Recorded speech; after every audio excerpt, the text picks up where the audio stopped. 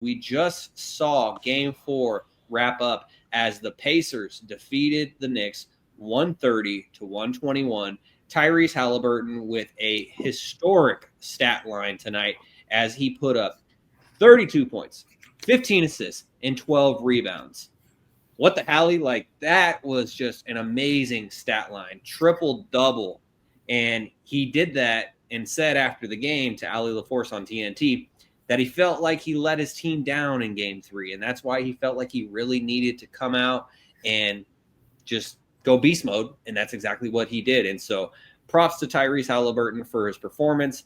The Pacers lead the Knicks 3-1, but it easily could have gone the other way, and it could be tied 2-2. And on a personal note, I'm thrilled that the Pacers won, just because if they lost, then Kevin and I would have been tied atop the Stats Over Politics pick'em.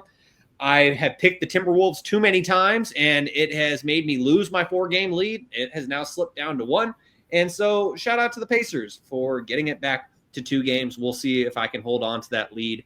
Wire to wire, from the play-in to the finals.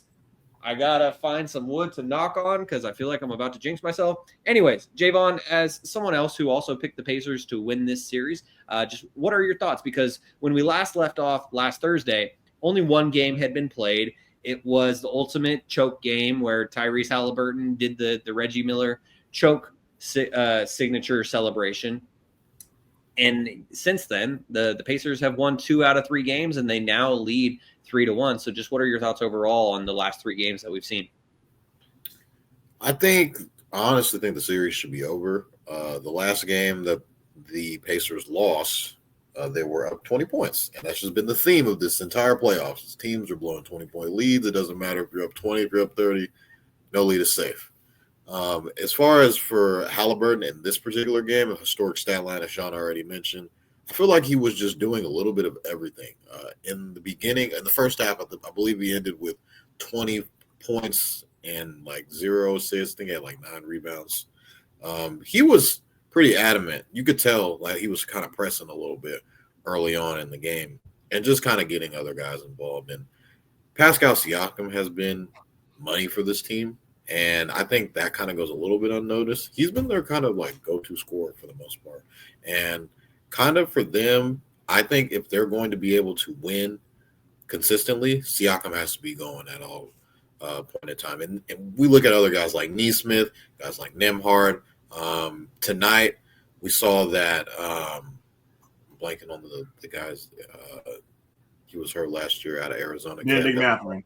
There we go. Matherin. He got going. I think he scored like 10 points in like 6 minutes, which was kind of crazy. 20 points in 12 minutes. 20 points in 12 minutes. So he wasn't really in the last couple of games, he wasn't really playing well. And then kind of for him to come in today and 20 points in 12 minutes, I mean, he played outstanding. So I think for a consistent, and we even saw Obi Toppin hit that clutch 3 to kind of seal the game.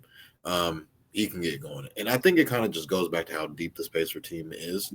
And the Knicks, we kind of saw, and Anunoby was hurt, and we saw Karl Anthony Towns, who was probably going to be questionable for that Game 5 on Thursday. He didn't look too well, and I think to start the game, he was kind of favoring that knee. So this has been the theme for the past couple of years for the Knicks.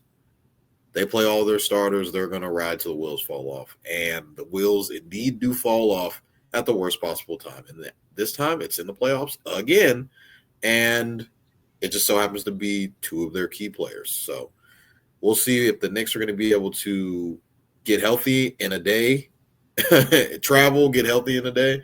And can the Knicks or can the Pacers close it out in 5 games? And I think it's very possible. I'm curious to see what the line's going to be when that game comes.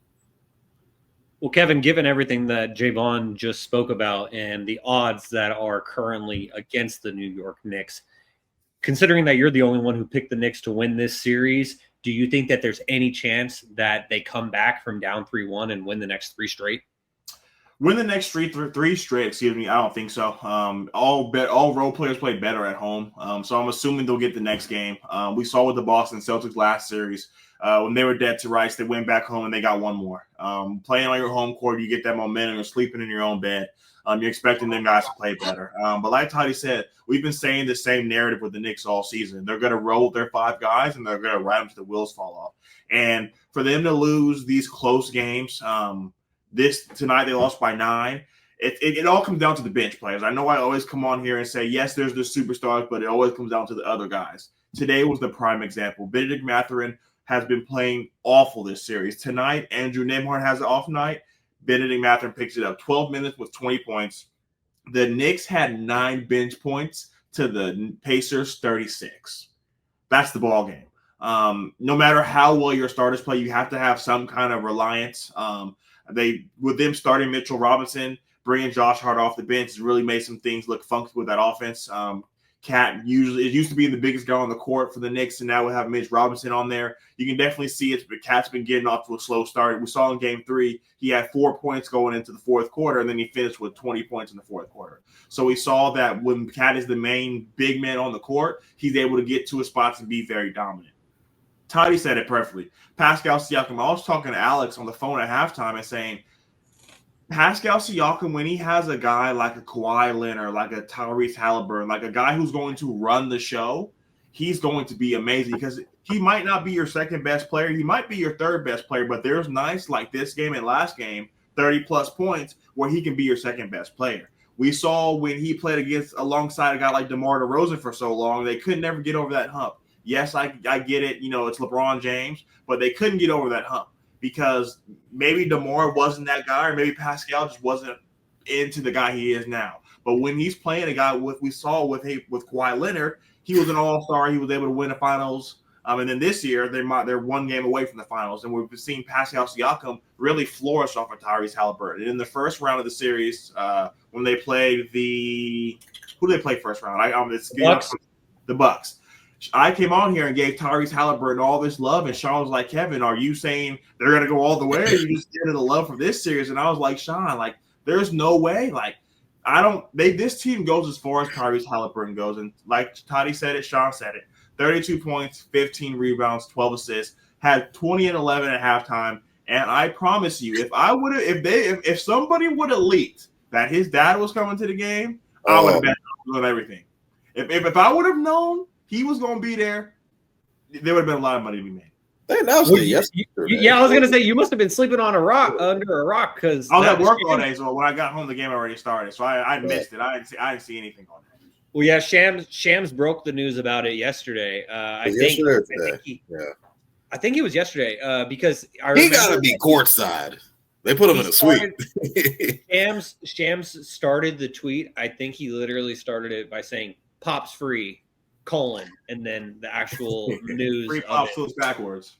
Yeah, and so he has officially been freed. And the Pacers are a lot smarter about it too. Like they've already started to employ like what the NBA does during the finals, where they rope off the court like immediately the second that the game ends.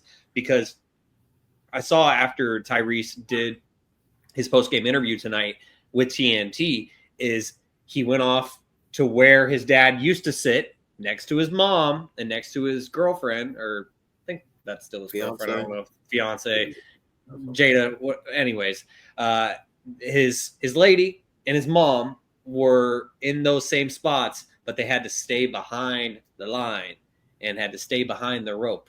And you could, considering, I mean, it is the Eastern Conference Finals at this point. It's not like it's the first round, but you could basically call that the John Halliburton rope. That's out there because of Mr. Halliburton. But my favorite part of all of it was Tyrese's dad, John, was in his suite. And then after the game was over, he was holding up that same Tyrese towel that he was holding up straight in Giannis's face. He was holding it up in his suite. And so I just thought that was poetic. And, who do you think gets Eastern Conference player? What do you mean? Who do you think? Yeah, come on, Toddy. Finals. Pascal had 2 good games. It's Tyrese. It's got to be Tyrese. It's not even a debate, Toddy. So we're all agreeing that the Pacers are going to win. Got you. Yes. Well, I mean, hey, Jerry West won a Finals MVP when he lost, so they might give it to Jalen Brunson.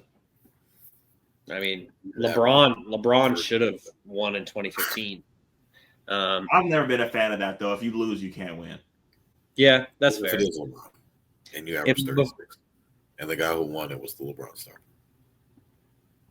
Yeah, right. Jalen Brunson is doing his thing, man, but he has to score 50 for them to win. And it's sad to see. And like Toddy said, I hope Cat gets to play next game. I know they're going to shoot him up, and he's going to give him all. Toddy, I mentioned your Celtics when you were gone. I think they'll bounce back next game. You know, when your back's against the wall and you're in your home court, you're going to get that one.